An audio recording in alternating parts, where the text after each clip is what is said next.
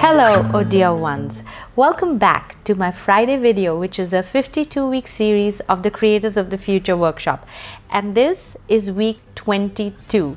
In a filmmaker's terminology, one would say the interval is over and now we're in the second half. In another 4 months, the box office verdict will be out whether your 1 year of hard work and dedication was a hit or a flop. And we're going for a hit. We're going for a blockbuster hit, aren't we? Well, I don't know about you, but I'm the kind of person who invests a lot of time in preparing and organizing. And then, of course, life shuffles up all the cards and leaves you to your spontaneous responses. But as much as I'm a very spontaneous person, I am also very organized, timely, and I usually come prepared for work. And I believe that anyone who's headed for success needs to have that avenue of discipline sorted, without which you may make it to the top, but in failing to chart the way, you may not be able to get there again. And the worst setback is when you have worked so hard to prepare for something, especially when there's a deadline on your head and it got called off. Let me give you an example. Have you ever been in a situation where you had a very important meeting the next day? You're meeting the top guys, the decision makers, and the deal or this association which you're going to establish could be a game changer for you. So you prepare, you put your energy and you do your research. You miss the family dinner because you have to prepare. And just when you have made the perfect presentation and the perfect pitch, you wake up in the middle of the night to make it even more perfecter. You know, if there's a word like that. You can't sleep with the excitement and with the anxiety. You wake up early next morning to beat the traffic and arrive early for the meeting. And while you're headed there, you get a message. Sorry, we'll have to reschedule the meeting. Something urgent came up. Now, have you ever been in that situation? It is such a big letdown. It was not that 1 hour in your life that went out of your control. It is about the 11 hours of actual preparation that you actually put in to get ready for that 1 hour. And even if you didn't put that kind of work, your time just got rescheduled without your permission. And boy, if that happens 3 consecutive times in the same day, you could suddenly become very dejected. Why is this happening today? Something is not right. Today is a bad day. I think किसी की नजर लग गई है. That's the typical one. It must be that falana manager. He didn't like it that I was moving ahead so fast. Maybe it's my bad time. Let me read my horoscope. Or worse, we begin to send some bad vibes to the person who cancelled. I worked so hard. I spent so much time and that person just cancelled? How unprofessional. And while that poor client is dizzy with food poisoning, he's now collapsing with the negative energy being thrown his way. Or worse, we now start looking for fillers for that time and either do something to cheer ourselves up or resume on our pending work. While nothing is right or wrong, and I believe one should do what works for them, I have a different viewpoint which I am presenting here in week 22. See, if I have an important meeting with you on Friday at 2 p.m. and this is a meeting that I have really put time in preparing and a lot rides on it in terms of my goals, and you have cancelled it out, well, instead of filling that time with something else, I will spend from 2 to 3 as planned in my meeting with you without you. What that means is that I will show up at 2 p.m., perhaps at my own study, and do the meeting irrespective. I will put forward my plan, my presentation, and my strategy as it was discussed and look at it from your point of view. I will raise questions, objections, and add details to it in that 1 hour. It's like playing chess, but solo, where you get to play both sides, and since you're on both sides, when anyone wins, you win. And if that was a meeting where you had to present something to me, I will still show up at the promised time and open my laptop and use that 1 hour to create a plan that you had planned to present to me. And in doing that, I am now 2 steps ahead of you when you do meet me. Now let me give you an example. So last week, I had a narration of my film script with a very big film director.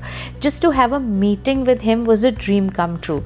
And I had spent the whole week with less than 4 hours of sleep a day perfecting and re-perfecting and re-perfecting my script. You have no idea how I drove myself crazy in really working hard to give the best narration ever.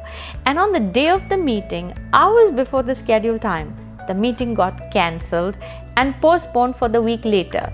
So now what? What about all the sleepless nights? What about all the energy that I had put, the things that I had kept on hold? It's quite a dejection when a delay comes your way.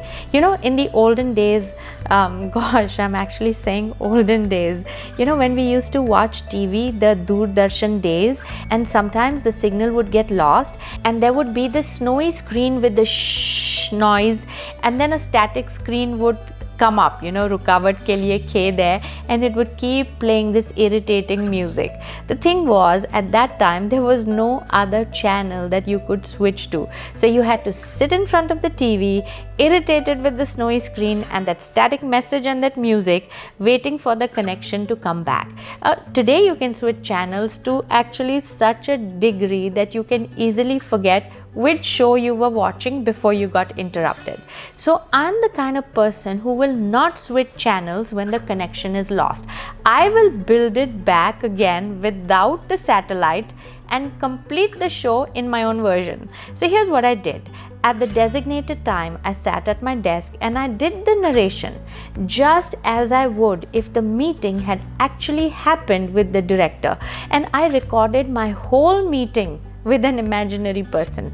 And you know what? I realized that when I was narrating, I also wanted to scribble some figures to make a point. I realized that since the locations I was describing about some areas were so unique that it became confusing to give an actual visual. That was something I realized while I was narrating. It took 1 hour and 57 minutes for me to finish the narration. I knew that I needed some good paper to write on in case the director asked, to keep it with him. Then I went a step ahead and looked up some similar pictures on the internet to make a smashing visual. I also landed up sketching a whole map of the area and locations of the story. All this I realized in the meeting that I had, which was actually postponed. Tell me, how many times have you gone into a meeting and realized in hindsight that with a few additional tools you could have done it better? Now that was the kind of meeting I had with myself at the designated hour. 2 days later, the director called me himself and apologized for rescheduling. He asked me, "Oh, by the way, Priya, how long is the script narration?" And I said, "Sir, exactly 1 hour and 57 minutes. He was impressed with the precise answer. And by the way, when I did go to meet him, it was actually my second meeting with him, only he didn't know it. It was my second chance and I had gotten better. He was impressed with all the supporting visuals I had. He was super impressed with the hand-sketched map that I had made. And you know what? My confidence was much higher than it would have been if I had met him the first time. Let me give you another example. A social media company was coming to me to make a pitch on how to have a better internet footprint, as they call it today. Now, it was an important meeting for me because I really need to up my game on my digital presence, and I thought I could use some professional help. I really had a chock-a-block schedule that day, but I still made time for them. Now, they rescheduled the meeting on the 9th hour for whatever reason. Did I cancel? No. I sat at my desk at that time, which I had kept aside for the meeting. I opened my laptop and I started to do research on how to enhance your digital presence. That one dedicated hour gave me so much information on what's in, what needs to be enhanced, what works, best practices of other people, and so on. And when I did meet them the next day, I realized that the information that I had gathered on my own was more than the data that they were giving me. me. That meeting that I had without them was a much more fruitful meeting than I actually did have with them. Now, I don't do this for every delay and cancellation. It has to be important and it has to be in alignment with my goals. That's when I will not cancel or move from a plan that I had made. The key is to move on. The key is to not allow other people's differential preference of priorities to deter your own goals and plans. It's completely justified for other people to treat your time secondary to theirs when they have choices to make in accordance with their goals. So if someone is sick, their health is a priority over the meeting they had fixed with you. But since your work is your priority, go ahead with it as you planned.